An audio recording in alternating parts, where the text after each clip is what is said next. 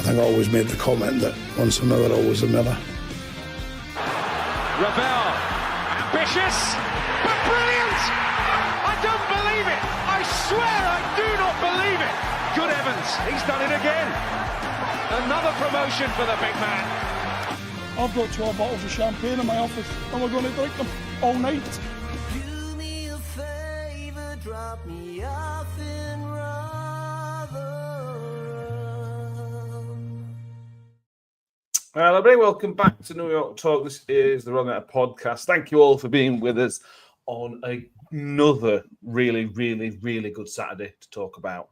This time it was Charlton that took a thumping. We'll talk about that performance and all that comes along with it, and the humble pie recipes that Mick might have to be eating shortly. Mick, how are we? I'm fuming, mate. I'm fuming, obviously. Other than that, yeah, no, good night. Devastated, I bet. Danny's back. How you doing, Danny? Good start. Great, yeah. Is Danny there? Yes, I'm here. Hello.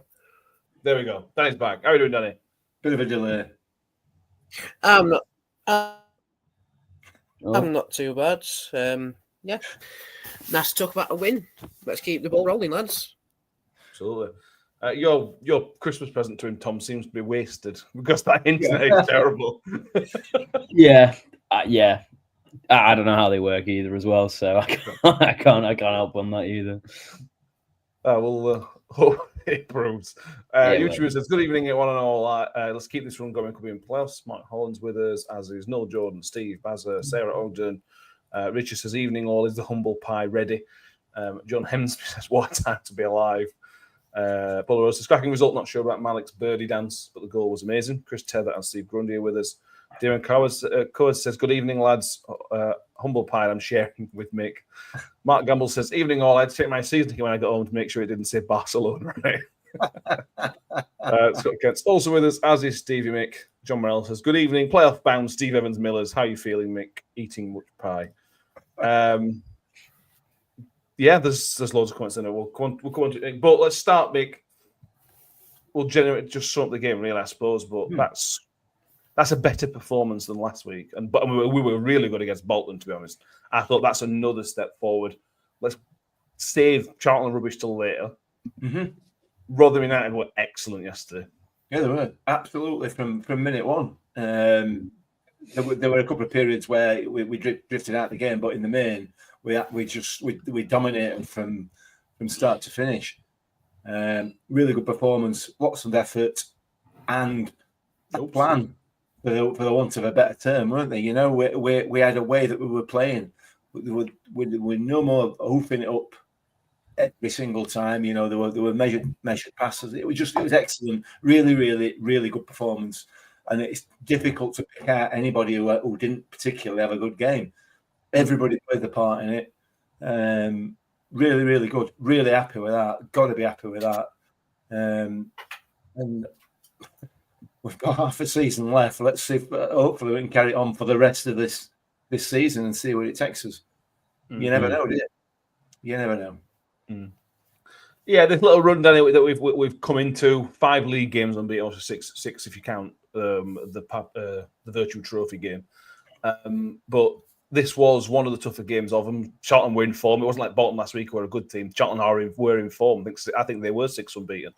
So this was probably the hardest, until we played Birmingham, this is the hardest fixture of this little run. But to kind of take them apart and make them look rubbish, for me, that's a statement victory because of the form that they were in. Yeah, and it puts us more or less on level points with them as well, doesn't it? I think we're just behind on goal difference now. Yeah.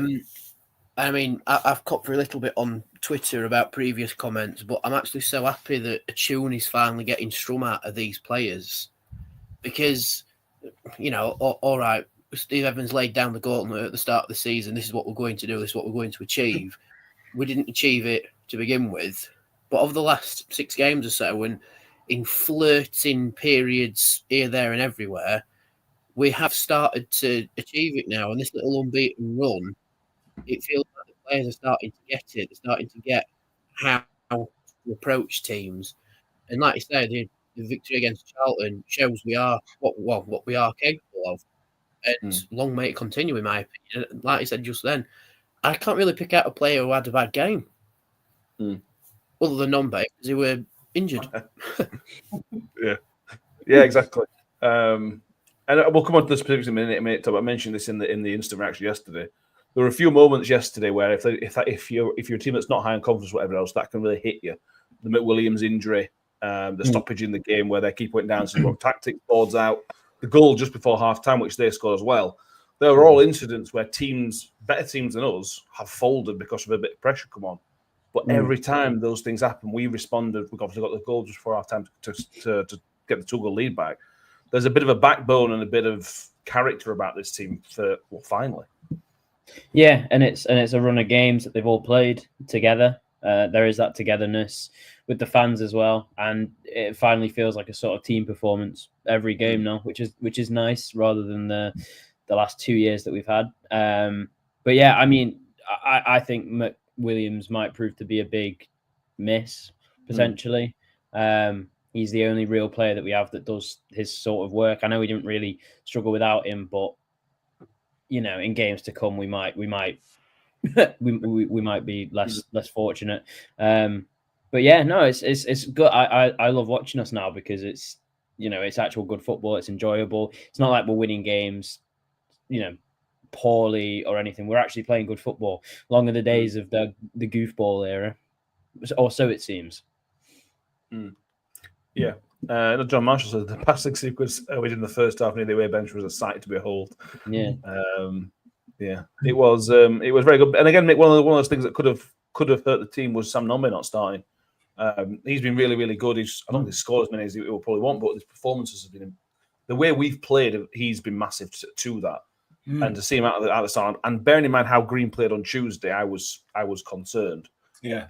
But those concerns were misguided because Andre Green scored the first goal. The press was there from Andre Green. He was more than capable of stepping in, wasn't he? Yeah, absolutely. And we talked about it before, and you'd expect Green to come in and replace McDonald. No need. No need, was it? It's a shame for Sam Nombe, but I'm sure he'll be back pretty quickly. By the sounds of it, from what Evans has said, but Raggett were coming back after 3 days, and he's still out, isn't he, thankfully. So who knows in terms of that? But we've got obviously Andre Green is, I'm going to say, a decent replacement. He's a better footballer all round, isn't he? Let's be fair. But yeah, he just slipped in perfectly. And we saw, like you alluded to there, we've seen that press.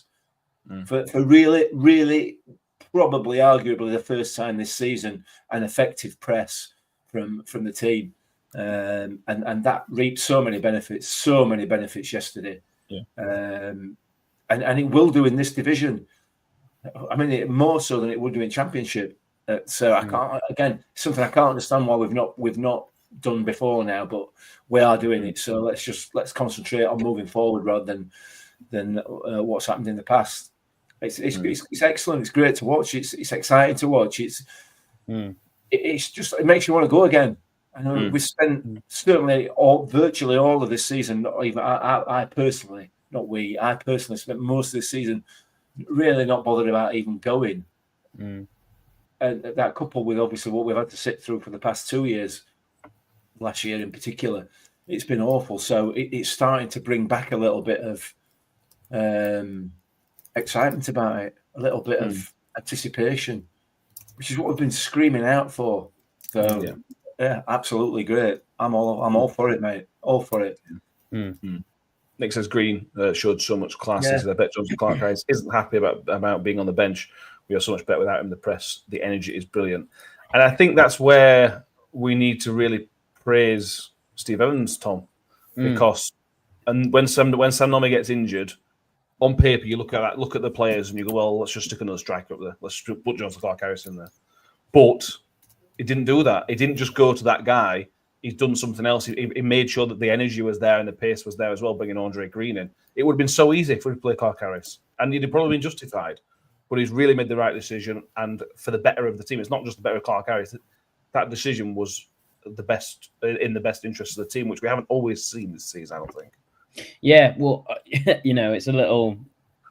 I think he's admitted it maybe is a mistake with the style of play that he's going for to sign someone of Clark Harris's mobility. So to have your starting striker injured and to bring in a player who hasn't played in 2 years and is still getting up to grips with the game over your marquee signing in the summer is massive credit to Evans, because it paid off. And yeah, what Mick said, he's just he's one of the classiest players that we have at the club, technically anyway. And it's going to be tough for Nombe to get back in over him. I can see him potentially coming back in, but not a guaranteed like-for-like replacement, in my honest opinion. And it's good to see for me, because like you say, it's the betterment of the team, and I think that's what we kind of need right now. We need to be able to put egos aside and play to our strengths, and those strengths are the press, the energy, the sort of technical ability that Green gives. And he's not a bad finisher either. I mean, it's a little bit scruffy, his goal, but he found the corner. So, and his balls over the top to Wilks were really well weighted.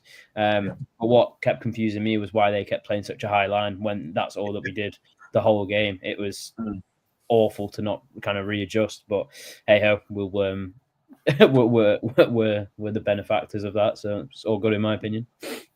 We'll take it. We'll take the stupidity that comes our way. Chris saying Green's only 26. We need to tie him down. He also mentioned the Callum Hack's contract as well, give him whatever they want. Harry adds Wilks into there as well. Coming to Wilks, definitely. The goal itself, though, Danny, pretty scrappy. Both posts managed to be hit, but it's one of those. We're pretty early in the game. It really gets a foothold in the game, which we'd often not done this season. Even when we played well, there's 3 times we haven't got the first goal. But scrappy. But Andre Green's got 2 goals this season, I think now, and also 2 assists. So 3 assists. This goal's always important. No, it's not. Right. First of all, before I answer, how is it all sounding? I'm trying the new setup now. Yeah, sounds all right. Yes, thank Christ. Right, I won't try my camera yet because I don't want to upset it, but we'll go from here. So yeah, Andre Green's second goal of the season, like you say, comes off both posts. Scrappy, but I don't mind because they all count as long as they cross the line. So yeah, I'm over the moon because we all wanted this great thing to happen for Andre Green. And since coming back from injury, other than a few games, I think he has hit the ground running. He's doing really well.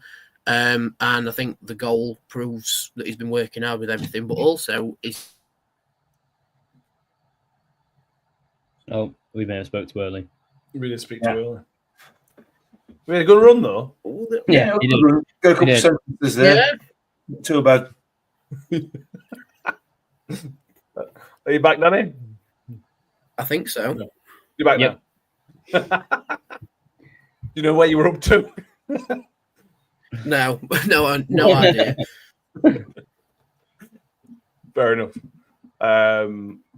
Fair enough. I love this podcast, I absolutely love it. Tom K says Green is actually offside for the first goal because looking at one of the replays, he's offside. He was. We got away with that, but we'll take it. Who cares?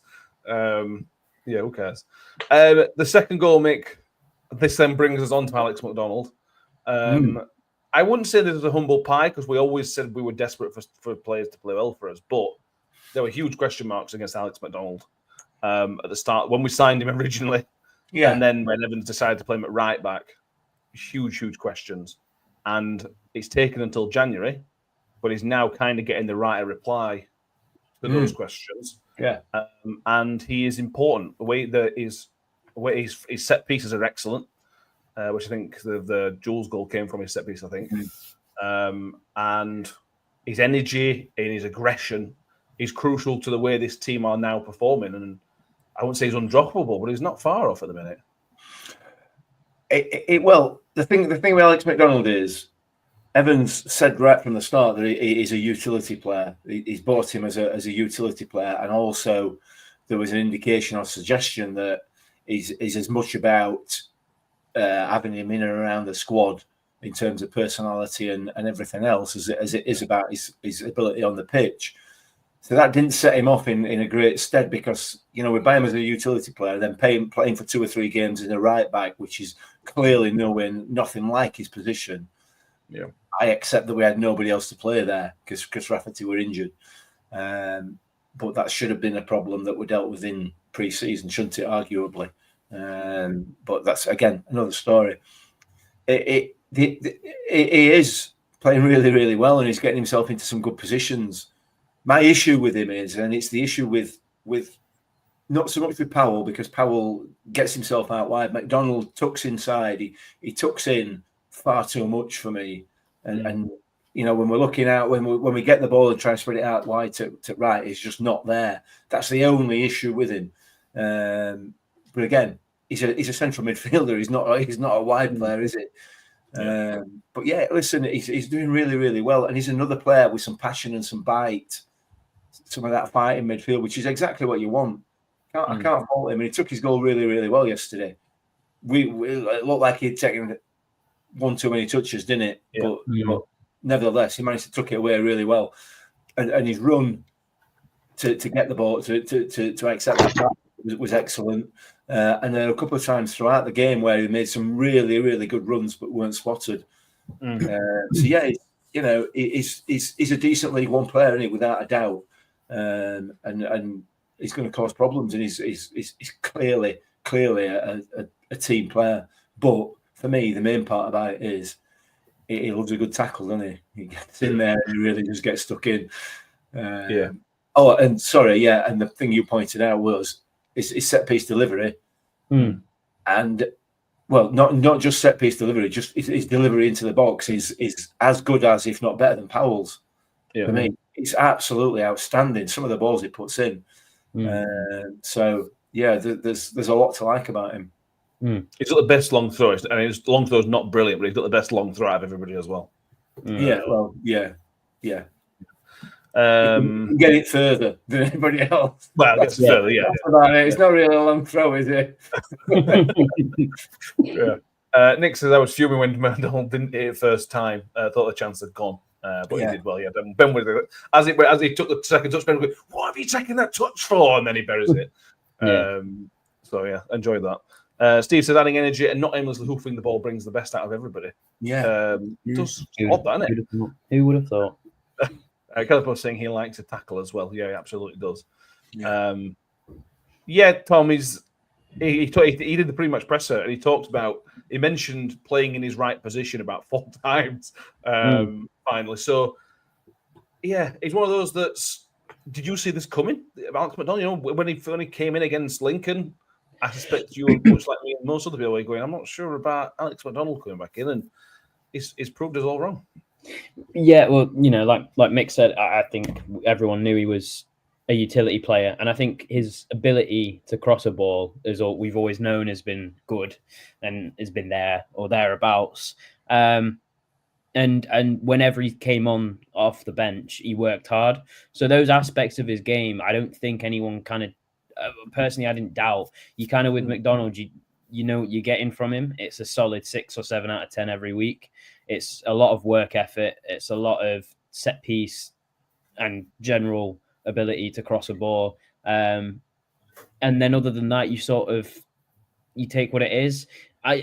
Again, he's not the most perfect player because, I mean, when he was first starting, a lot of the times he would look down the line, even if it was, you know, a hopeless ball. He wouldn't look backwards. He wouldn't recycle. I think he's doing that better now, but he is he's just what you expect from a seasoned professional. He's a solid 6 or 7 out of 10 every week.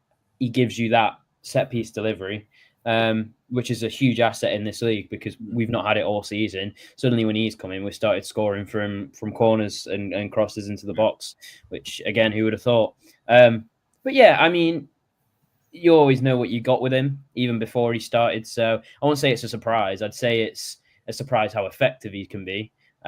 Rather than a surprise about how he is playing, and how his effectiveness in the game is really taken me aback, and like you said, he's nigh undroppable now for what he offers, especially with McWilliams injured.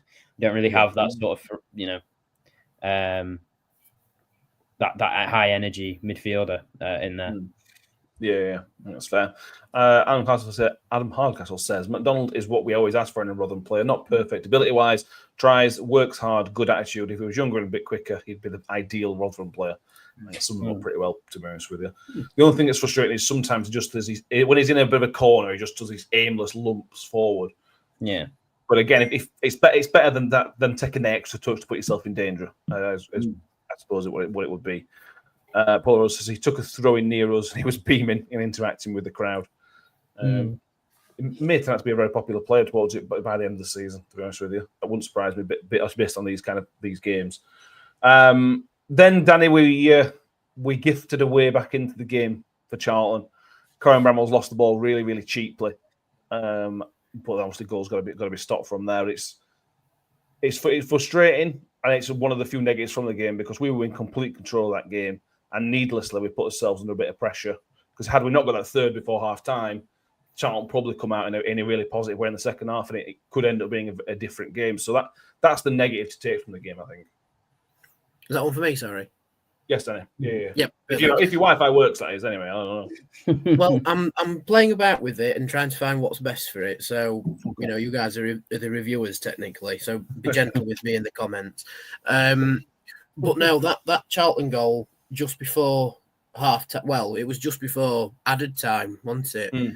I think if we'd have had less added time, it would have been such a difficult come round because no one likes conceding just before half time because you effectively take that momentum with you into the second half because it's an awful time to concede. And yeah, it's avoidable. It's unnecessary. We would have loved a clean sheet and a 4-0 win. Don't get me wrong, but in my opinion, at least, if we didn't concede that first goal, we would have scored more than 4, I think, because it just knocked us a little bit and we knew we had to respond very quickly. We did, don't get me wrong, but it's took a little bit of the wind out of it for the second half because it's like, oh, thank God that's happened. Thank God we've not we're going in with a positive. But yeah, it's a shame not to keep a clean sheet. Like I say, awful time to score, but without the added time, Charlton would have had the advantage, would have probably equalised in the second half. So the 6 added minutes also gave us a bit of a positive as well, that we were able to get a goal back and again flip the script again. Because we've seen a few times where we've been playing well, conceded, and then the second half we don't play well. On the reverse of that, we go in 0-0 in the first half. We concede first, and then we play awfully. But it was like a weird perfect storm. Like the script wasn't followed at all. Rotherham were 2-0 up, conceded, but played even better and responded, and just carried on the way we were playing. I'd say bar the second goal from Charlton, we actually played better in the second half despite not scoring as many. So it's a negative, yeah, but it's certainly not as big of a negative that we've seen in the past. It's more of just something that could be polished a little bit better. I think that's the best way to word it.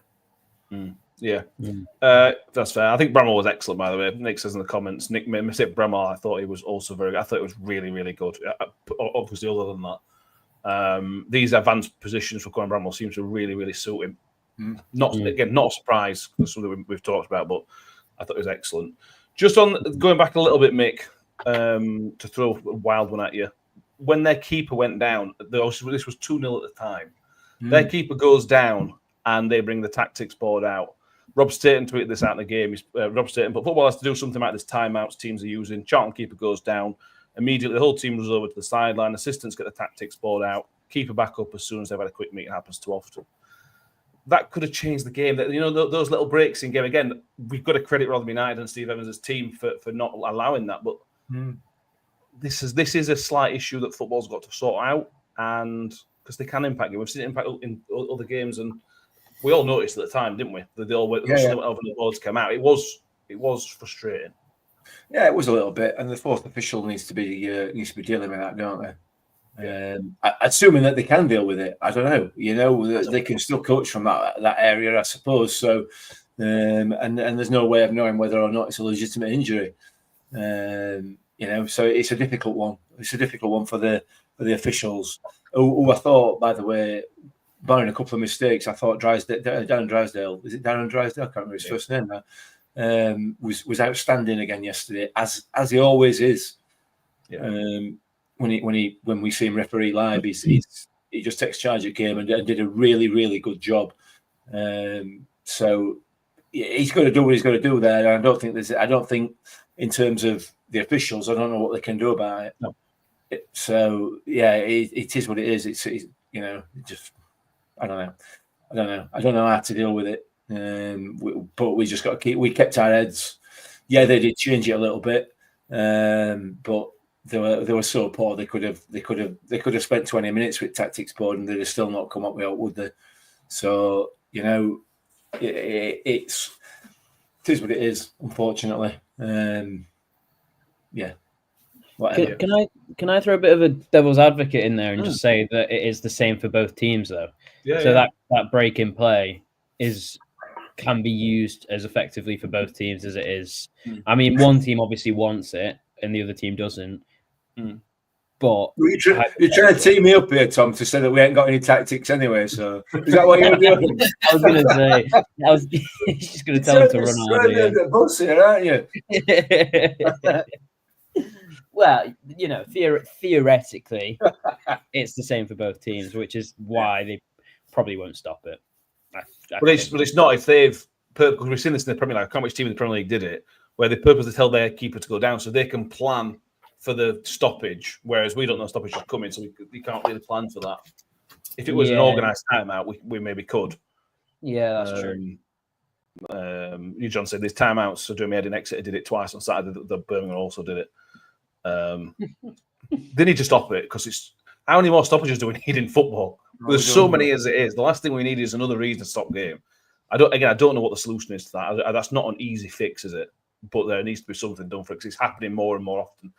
And as more teams do it, more teams will do it because they'll see it as a loophole. So, but anyway, Rob Turner says agree. Mick Drown Drysdale is a top ref at this level. Yes, he is. He was very, very good. Nick says thought the ref was brilliant. To be fair, yellow for them taking the throw halfway up. Can he rep us every week with his record? Yeah, 10 wins out of 11 with Darren Drysdale as referee now. Keep on coming down. Keep on coming. But yeah, just before half time, Tom, the 2-goal advantage is restored. Would you classify this as a little bit scrappy, or has Jules done really, really well to kind of react to the rebound? Both. It's a good ball in to start with from McDonald, and it causes issues. How we've scored from a set play against their 6'6" whole back line is ridiculous, by the way. But yeah, you're right. I mean, you do have to react in that situation. The first effort is I think he volleys it, doesn't he? And it's blocked. So it's, it's not a bad, it's lucky that it came back to him. But like you say, you need to react and also get the header on target. And it was sort of a header that could only go in one place to go in. So yeah, no, it was a good header because it was striker's finish, weirdly enough. But yeah, it was still scrappy. It wasn't like we created it. We just created a bit of chaos in the box, which you got to capitalize on, and we're starting to capitalize on things like that. Yeah, I'm quite. I think it's weird, but the two centre halves we got are also seeming to be competent in the opposition box, which is nice to have in a centre half. But yeah, no, a little bit of luck, a little bit of reactions, a little bit of quality with the finish. Yeah. Tom Case is now playing a bit better. We seem to be getting a bit more of a rubber the green with the ball bouncing, like the Jules goals. Make more chances. You're going to take eventually some of them, and the rubber green is going to go your way. But that's another set-piece goal, Danny, and that generally is a staple of a good Steve Evans team, that you're getting more and more goals from set-piece. No matter how scrappy they are, you're getting those goals in those positions and areas. And like Tom says, Hacks and Jules are such a threat. And even when Raggett comes back in, when he comes back in, that's 3 defenders who can score goals, quite a lot of goals in the attacking areas pitch. So it's another kind of string to our bow. If that's right. Yeah, I think it sounds right anyway. That But no, that I mentioned earlier about Alex McDonald having a good cross on him. It's an absolutely wicked ball that he whips in, and he's towards more the halfway line more than anything. And yeah, all right, fair enough. To make contact first time would have been an absolute rocket of a header. But like I've just said there in the comments, where are we? Where was the comment about getting rub of the green from Tom? Yeah, from Tom K. Like I've just said that. The rub of the green with balls in the boxes. Maybe that's a confidence thing. You know, maybe we're more confident to attack those second balls rather than going, you know, and panicking a little bit. And that's exactly what Jules does. He attacks the second ball, and we get a goal out of it. It's just a shame we didn't do it earlier in the season, but I'm just happy it's happening now when we have that confidence to go, no, that second ball's mine, rather than going, oh, that second ball might drop for us, we'll have to see. I think that's the difference. We have the intent to win it now. We have the intent to win games, and we're playing like we want to win the games rather than hoping we don't lose the games. And like I said, perfect illustration, we concede and we don't go, oh, let's get it to half time. We go, no, we're going to have our 2 goals back, thank you. Yeah. Nick says we haven't had a threat from centre-back since Woody, now we've got possibly 3. Guys, there was, I said, I didn't know this. Didn't Jones mention the Macca's cross for Jules goal as average? He's a poor loser, isn't he? He's such a bad loser. Yeah. We can't talk, I suppose, but he's such a bad. It was a great ball. It was such a dangerous ball.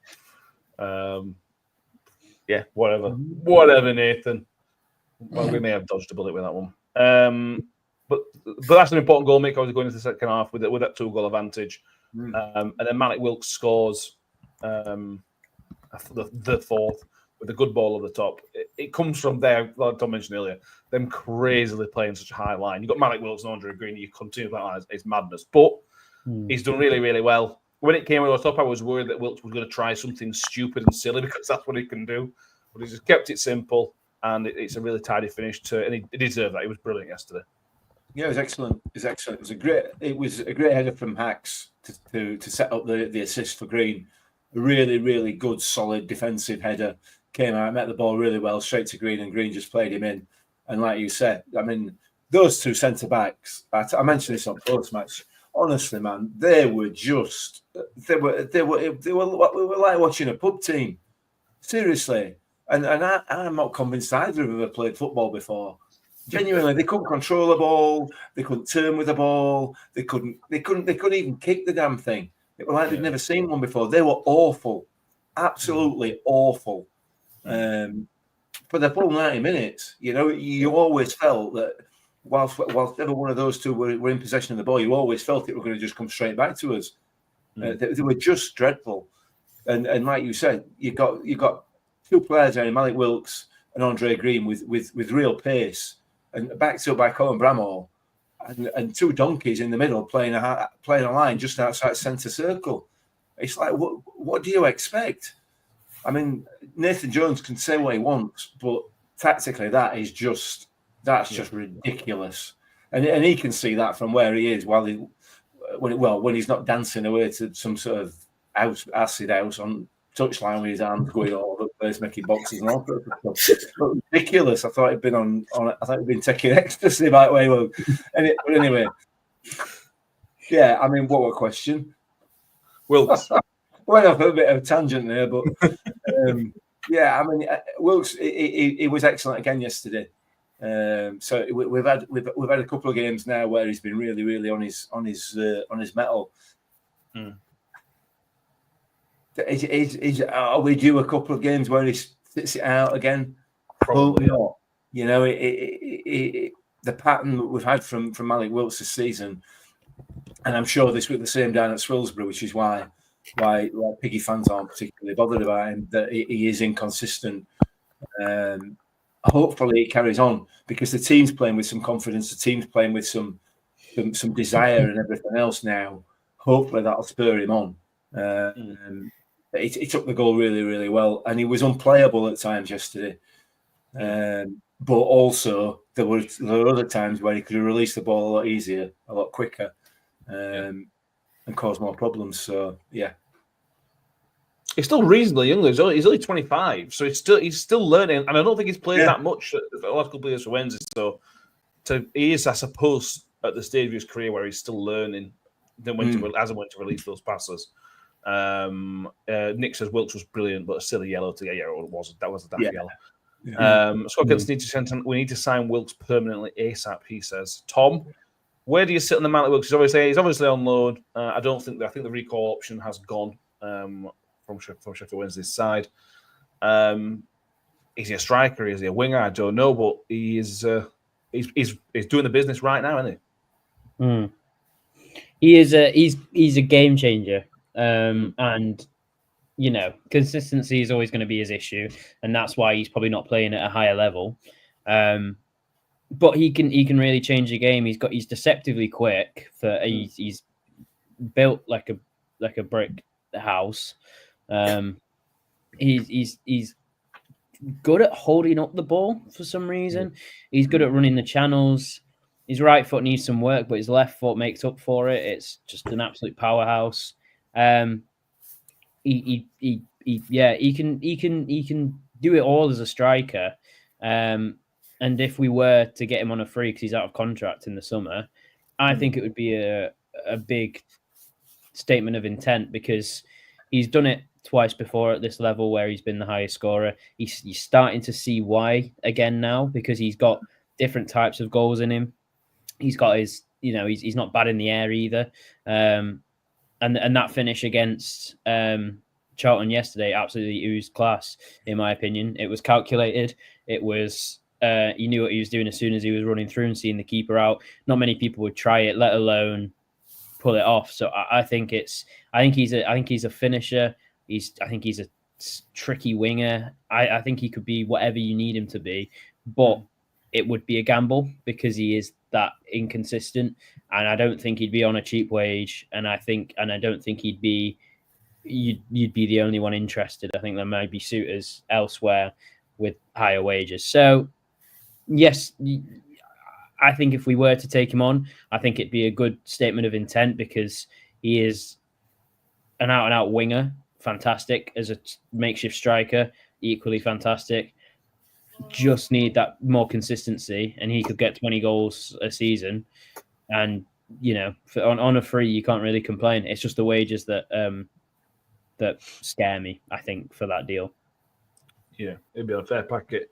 A question would be if we did get promoted, it might not be this season. It probably won't be this season, but if we did, what's he like at next level? Is he capable? Because of how wasteful he can be and everything else, how is that going to impact a team that's trying to stay up in the Championship? So there would be a long-term risk to that. But we'll go on. You're getting well ahead of yourself there, mate. Probably not this season. Probably not this season. Yeah. It's still a little bit below, probably, in my opinion. 7 points off playoffs with a game in hand. We'll talk about that in a minute. We'll come on to it. In a minute. But Danny, we saw the game out pretty professionally, I thought. I mean, the second goal for Charlton was a really, really good finish, really tidy finish. But other than that, we could have had loads more. But if you're going to win anyway, I don't really mind that. It just shows the confidence that players they were trying different things. They were flicking here and there. They were shooting from distance. The confidence just oozed out of these players. And yeah, it could have been 6 or 7, but they look happy. They're playing happy. And that's more important than battering a team, keeping those players happy on the pitch and building that confidence. Yeah, definitely. I think that's the main thing we have lacked, is just confidence. And now we've got it. We need to maintain it and not lose our heads with it effectively. And I think we would have done if it went to 6 or 7, don't get me wrong. But even just with Wilks' goal, his little flick over the goalkeeper, that's just oozing confidence and a player that's loving his football again. And, maybe that's why he went missing before, because he wasn't really loving his football. So, yeah, I'm just so happy that we're playing with confidence, because take Boxing Day, for example, which was unfortunately my last available visit to New York Stadium. That was a team devoid of confidence. It was 2 poor teams. But look how well we play when we play with confidence and everyone's got their eye in and on the ball.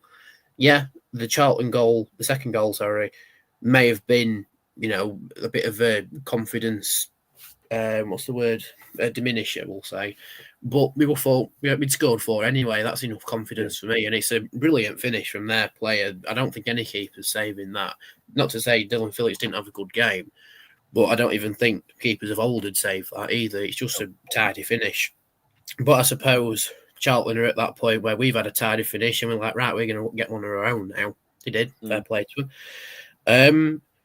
But yeah, I really hope we just carry this, we ride this confidence wave as much as we can. And I know we just had a little laugh about it there, but confidence wave could creep us into the playoffs. I still personally think we won't. We will probably just miss out because of how late it's taken us. But you never know. One of them things, you never know.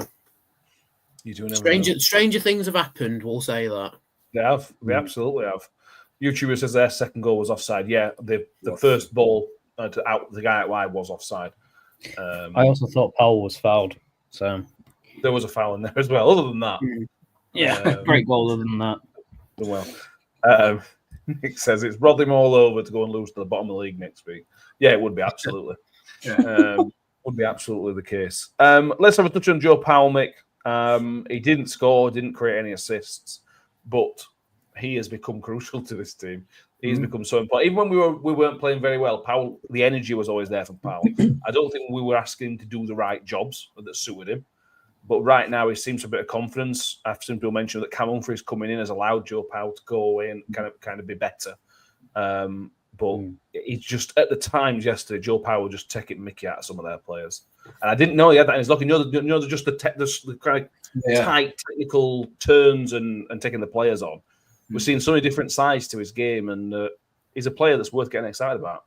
Yeah, he is, without a doubt. Without a doubt. He's a young lad as well. He's a project, isn't he? And on my calendar up here. So since that's been up, we haven't lost. I'm just saying. So, that has been pointed out by my wife, not me. I'll credit where credit's due. Yeah, he's been excellent. He's been excellent. And he's a good-looking lad as well, and you can't escape that. I know I keep saying it, but...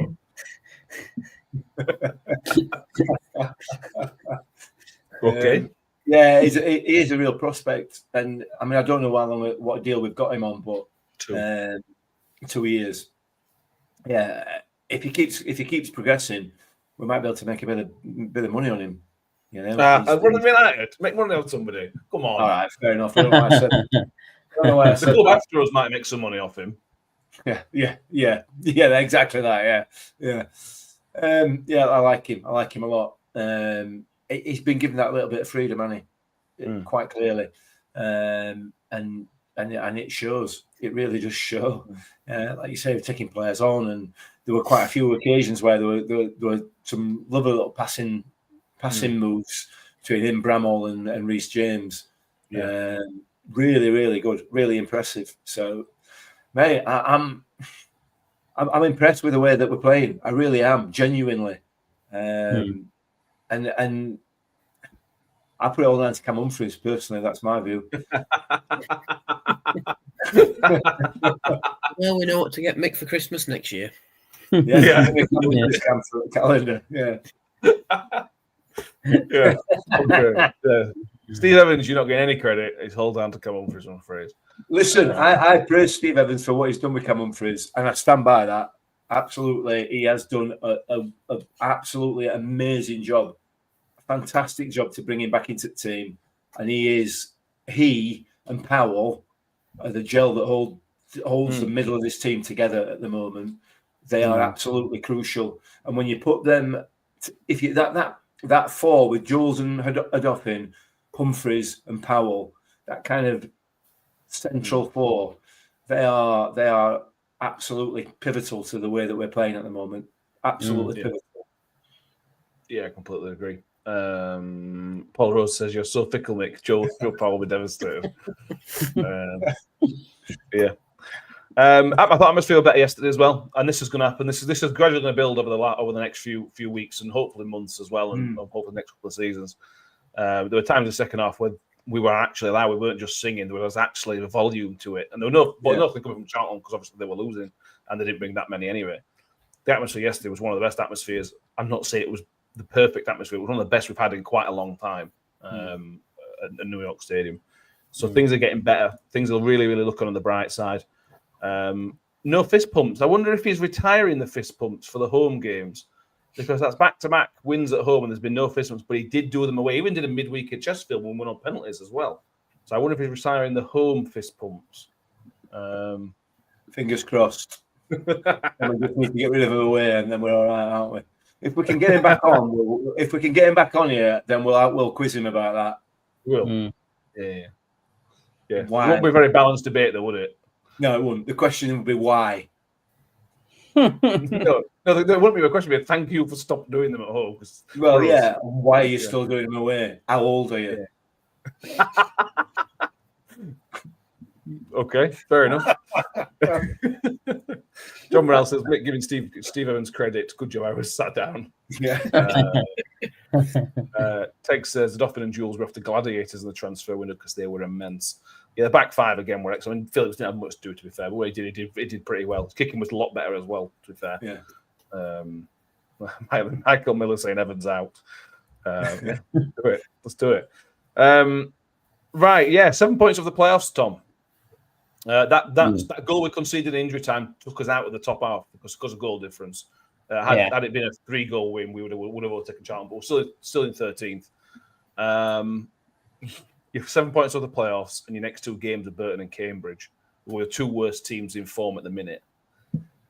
You're in the conversation. You're back. I'm not going to say we're in touching distance yet. I don't think we're that close yet, but you're in the conversation again, even if you pick up 4 points from those games. To be honest, probably.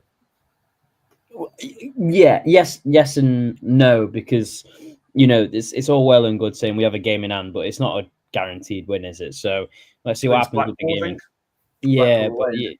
Yeah, let's see what happens with that, and then we can maybe start to talk about it. But I mean, it just goes to show that this league is just 3 games in a row. If you win 3 games in a row, you shoot up the table. There's just no. There's no sort of consistency to the league. It feels really weird to say, but it's sort of a case of if any team can win 3 games on the trot, they can go from where we were, what was it, 3 points, 4 points above relegation. I mean, if we would have lost, and then there was a point when Crawley was winning a few months ago. Had Crawley beaten Exeter, we would have been 2 points above the relegation zone. Yeah, and now you're talking about playoffs. So it's not unfathomable to reach the playoffs simply because of how bad the league is and how everyone beats everyone. It's easy to pick up places in the table.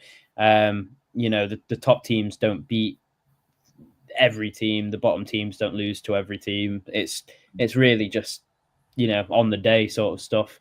But yeah, I mean, sure, you're in the conversation again, but also you've got to, we are 7 points off. Let's just forget about the game in hand. You are 7 points off. It's still a good 3 wins away, and you have to gain 3 wins on the teams above you. So it's not guaranteed, but it's also you're not a million miles off. I said a couple of weeks ago after, I can't remember who I think it was Leyton Orient, that we should be looking down rather than up. I think that mentality has shifted and we are probably looking up rather than down now, which is big for the club.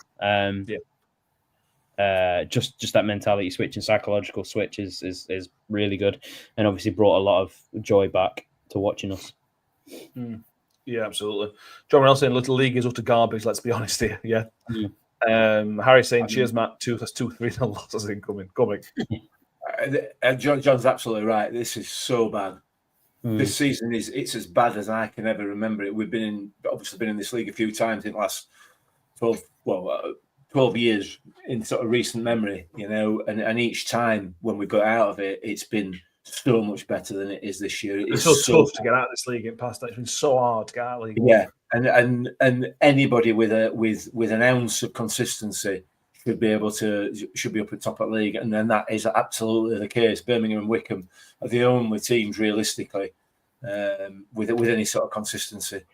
So, mate, it is so bad, and that makes the whole first part of this season so much more frustrating.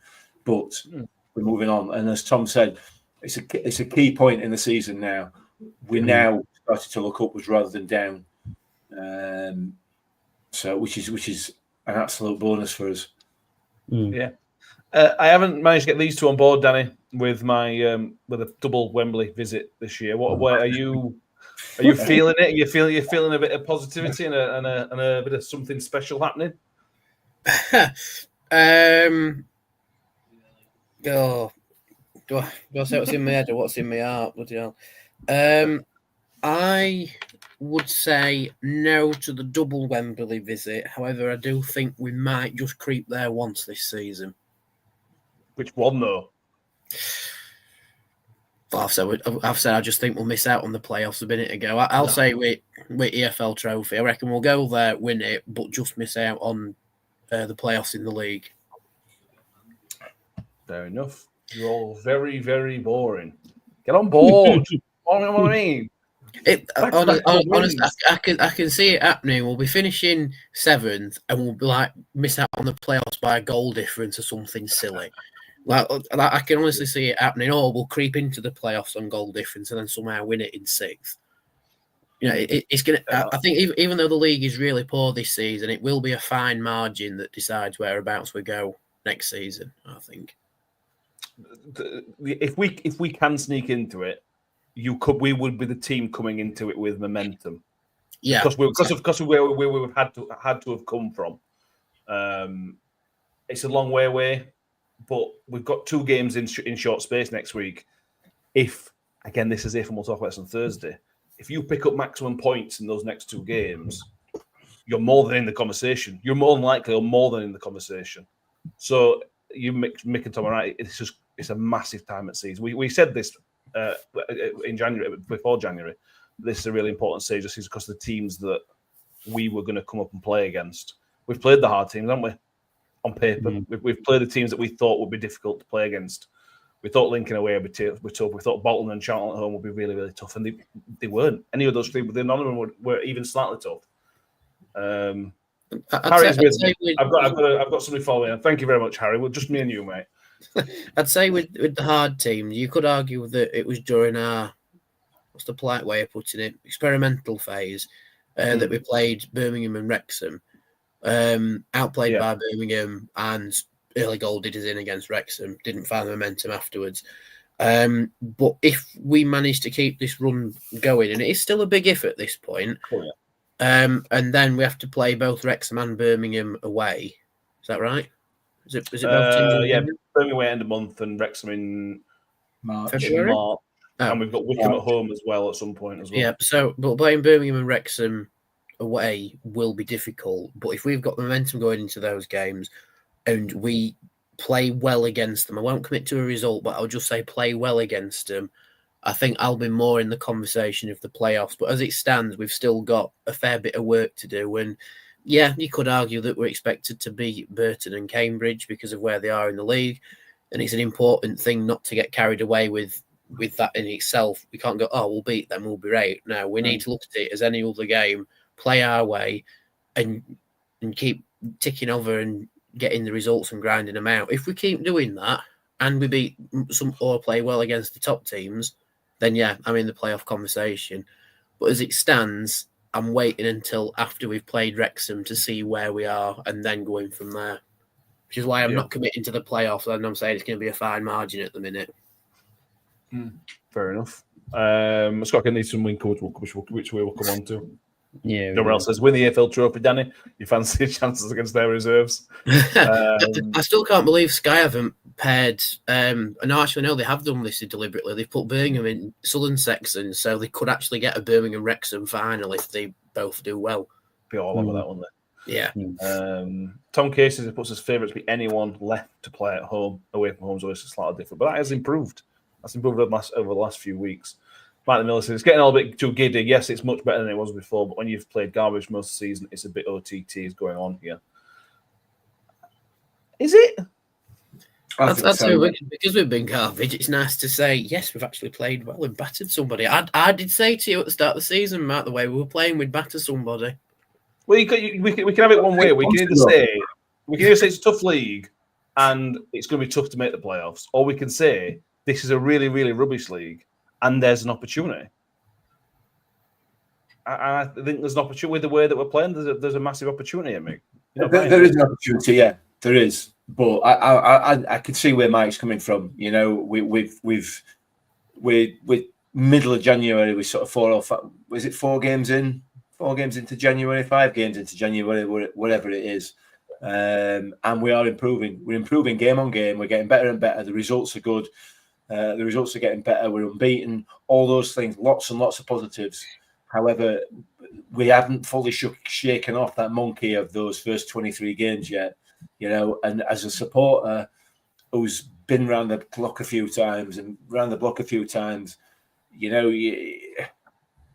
you always think, no, we've got this in us. We've seen for half of the season, 50% of the season, that we've got in. This team has got an absolute dogger of a performance in them, or a really, really poor run in them.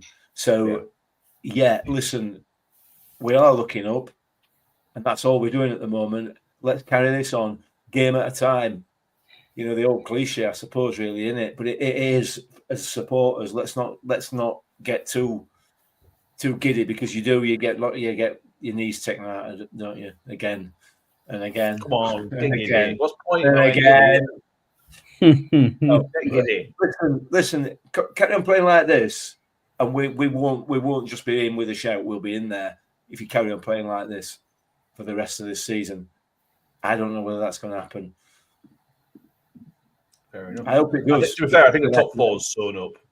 So if you're going to there's only 2 spaces available in the playoffs. I think the top 4 will stay as they are. But we'll see. Kiwi's on board. Double Wembley win, no doubt. Thank you very much. Nice to have you aboard, Kiwi. We'll get you a t-shirt. Like the smallest bandwagon in the world that Matt's on at the minute. That's 3 of us. We'll get there. When we beat Burton, we'll have some more aboard. It's fine. Only 8 points off 5th. Yeah, exactly. So the four. It's like 20 points off 2nd. There's nothing in it. There's nothing in it at the moment. But don't forget how bad we have been this season for the bulk of it. Yeah. And I'm not trying to pour cold water on it, because listen, I'd be really, really pleased to get in there with it. I'm not convinced it'd be the best thing for the club if we go up, frankly. But I'm not going to, clearly not going to turn that down, are we? Obviously. No. Imagine how angry we'd have to be if we got promoted, though, because we can't be happy about being successful, can we? As a oh no! Listen, I've got a few things bubbling in the back of my mind in case that does happen. Because obviously, I need to be negative about it all, and I need to be fuming and livid and what's the word? Condescending. Fuming, isn't it? I think whichever. I need to be. You all right? Yeah. We're not sure if fuming was the right word. He's found whatever Nathan Jones is on. Yeah. Well, this is something we'll keep creeping up with hopefully keep creeping up the next few weeks. Look at Charlton. Had Charlton beaten us, they'd have been within 4 points of the playoffs, and look how bad they were. So there'll be a lot of teams in our boat having these similar conversations. Although nobody's not as good a run as us or in this level of the table, there'll be a lot of teams saying, if we just win this game and that game or go on a run, we'll be in there. So we are part of a pack, but we'll see.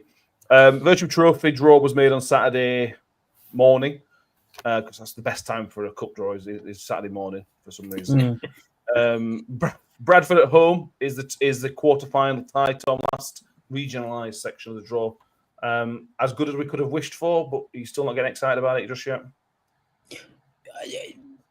Well, it is the best outcome, isn't it? We've already beaten them. Probably, I think it's the lowest ranked team left in that, and between those 4. So yeah, delighted with that. I won't be excited until maybe next round. We just have to keep getting through round by round. So I'm looking forward to watching the game, but I'm not, getting my hopes up of a Wembley like you are. I'm trying to be pessimistic rather than optimistic at the minute.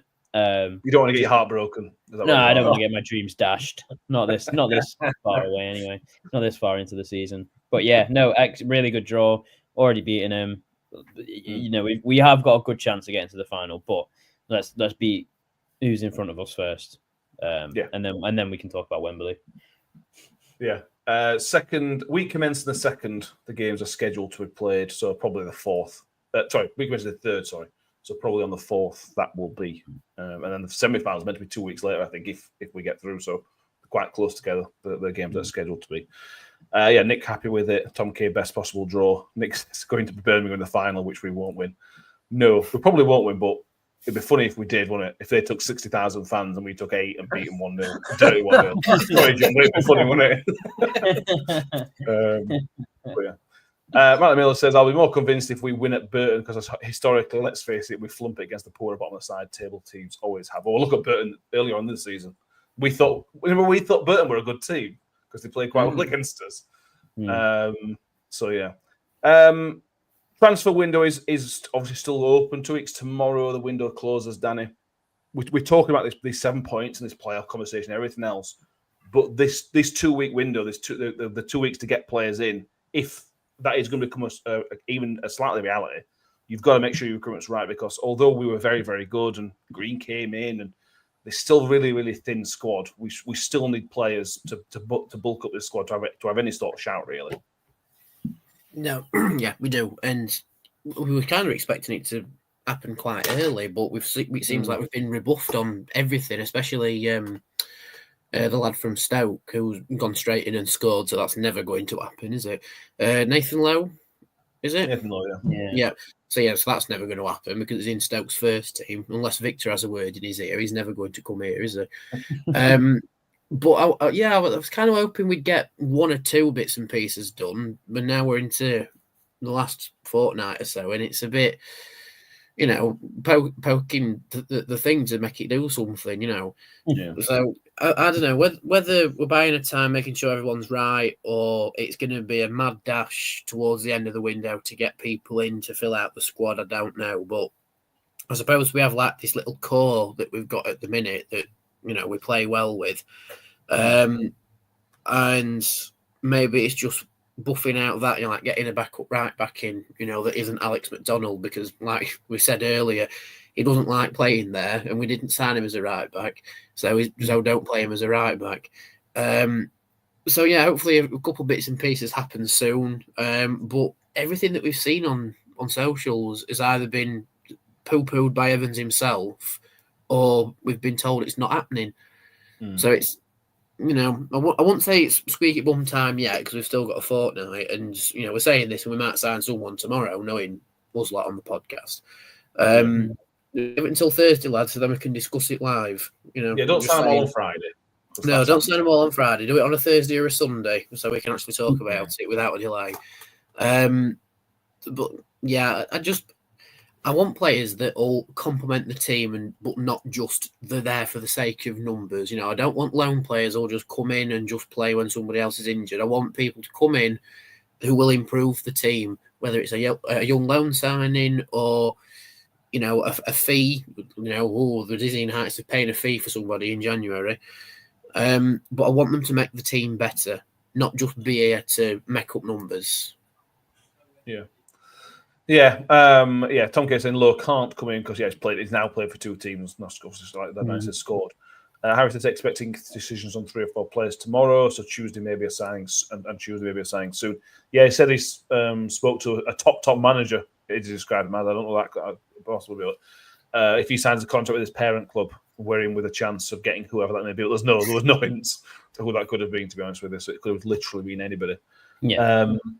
But Saturday Mick kind of shows the fragility of our squad. Nombe got injured, but Ondregi managed to come in. Sean McWilliams gets injured, Corin Bamwell needs to come in. You then become 2 injuries away from a crisis. So it's more, if the club is serious about a challenge, which they keep saying that they are, if they are serious about a challenge, you've got to back up what's happening, whether it's Evans wanting to get guys in whatever the case may be. But if you're serious, you've got to kind of put money where your mouth is and back the manager. Tony Stewart's put all his eggs in the Steve Evans basket, hasn't You can't not back him now. You said so. That would be my argument. I mean, if I'm Evans, I'm saying now then you brought me here, you sort of pushed the boat out to bring me here. You can't now pull out on the deal, back the manager. So let's wait and see. He won't, and we'll hear, I suspect, and I will hear the usual platitudes of well, we just couldn't get it over the line, or yeah, we're looking somewhere else, whatever. But I don't know. We can only wait and see with it, can't we? But we are, as you said, we've got nobody. We've got numbers out. Maybe for the next game, maybe a couple of weeks, maybe he's back on Saturday, but more likely, I would have thought it's going to be a couple of games. With the greatest of respect to Clark Harris and Hugo, we don't have another striker now. We don't. Those neither of those two will fit into this system that they have now settled on, the one that works. So I don't know. We're going to have. We need to do some business if there is any sort of ambition to push on further than halfway up table. If there isn't, then we stay where we are and we consolidate and go again next season. But yeah, who knows? Nick says, don't mind taking our time for me to get the right people. And that's absolutely right, Tom, isn't it? To be fair, and Evans is right what he's saying. Yeah, Evans could have signed 3 or 4 players by now, but they might not be the right ones. So it is right that they're taking the time as long as they actually get them in. That's the. It's all right taking your time, but you've actually got to do it. Yeah, and we are like we do need bodies, and I'm glad that they're taking their time because it shows a bit more care in the style of play that you want to play, and you got to pick players based on that, and full trust in Rob Scott's judgment to, scouting these players. But like you said before, we are one injury away from, a potential car crash, especially in the midfield areas, fullback areas. Weirdly enough, strikers were fine because you can stick them on. They won't do much, but at least you have backup there. So it's weird, but I'd like to see. I think we'd all like to see bodies in sooner rather than later, because it could, we are very, very light as it stands. But it may pave the way for some of the youth players to get involved, which I'm not opposed to. But as of now, they're not up to that quality. So yeah, I think we need. I think we do need bodies in the door. Soonish before Burton. At least something before Burton, especially with one on Williams. Let's hope we get him in. We'll obviously have to see what happens. Nick saying Kelly wasn't in the team again either. Yeah, can't get him. Come on, Frizz. We'll see what happens with what kind of watch this space and see what happens. Anything else that we need to mention? There was something, but I forgot. But whatever. Anything else? No. Yeah, I don't think so. Good stuff. Then thank you all for being with us tonight. I hope you have enjoyed our happy faces for once. The best run we've had since 2022, which was an 11-game unbeaten run. So that's how good this run has been so far. So enjoy it while it lasts, because it literally might end on Saturday. But hopefully it doesn't. Make sure you have subscribed over on YouTube if you're watching there. There's instant reaction that's up as well. So you can check that out from me and Mick yesterday. The next episode should be out on Thursday, which will be the preview for Burton. We'll try and get a guy on for Burton. It was difficult last time to find somebody, I think. But we'll try to get a scouting report sorted out. And then we'll move on to the business end. Yeah, make sure you subscribe and give the video. So if you're watching in the comments, make sure you've given us a video a thumbs up. If you're watching after, make sure you've given it a thumbs up. If you're one of the several hundred people that's watching over on X, make sure you follow us. And if you have, go over to YouTube and subscribe if you haven't done so already. If you're listening on iTunes, Spotify, or any other audio platform, make sure you've subscribed on there. Make sure you go to YouTube and subscribe as well, because actually you'll get a few bits that only go out on YouTube as well. Mick, Danny, Tom. Danny, your Wi-Fi improved. Yeah, I think I've finally sussed how this thing works. It doesn't like the Ethernet cable, weirdly. So I'll save that for a PS4 experiment later on. But if you connect to it like it's its own Wi-Fi router, it works better than as an extender. Do you want to try a camera just for the last 2 minutes to see if it works? No, I'm not going to risk it. Stay tuned on Thursday because I'll try the camera. Okay, fair enough. Well, thank you, Tom, for helping Danny's Wi-Fi. Yes, thank you, Tom. It's a very good present, and now that I've found out how it works, it's a very good present. Tom, do you want to tell everybody about your present, by the way? Because it finally got, I mean, it's, 15th of January, whenever it were, you finally got your Secret Santa. Yeah, no, I don't have it on me, but I got my lovely Santa got me a bauble with all of us at the FCA Awards. FCA. Yeah, it was really good. I'll send whoever a picture in case anyone wants to know or post it somewhere. But yeah, it is a delightful present. It's just a shame it came after Christmas, so it can't really be put up on a Christmas tree until December this year. But yeah, it was an excellent present. Christmas present delivered by every, clearly. Yeah, obviously. Yep. In January. Yep. I do like how the screen is split for everybody. Matt and Tom went the funny approach for me and Mick, but me and Mick went the slightly thoughtful approach to Secret Santa. Yes, I like it. Although Tom's is like a hybrid between thoughtful and a little bit of a piss take, but I respect it.